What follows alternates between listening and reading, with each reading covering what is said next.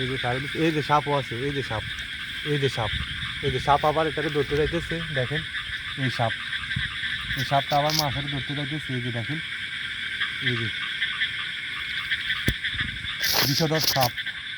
ঠিক কি রাতের বেলা দেখেন সাপে মাছরে এখান থেকে পানি থেকে উপরে আনি, দেখছেন কিভাবে রাখি গেছে।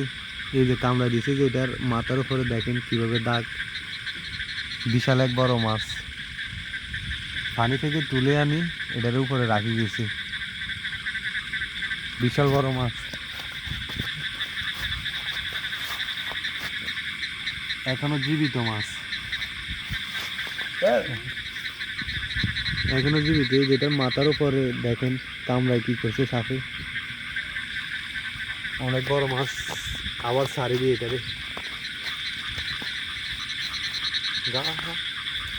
এই যে ছাড়ি দিচ্ছে, এই যে সাপও আছে, এই যে সাপ, এই যে সাপ, এই যে সাপ আবার এটাকে ধরতে যাইতেছে। দেখেন এই সাপ, এই সাপটা আবার মাছের ধরতে যাইতেছে। এই যে দেখেন, এই যে বিষধর সাপ।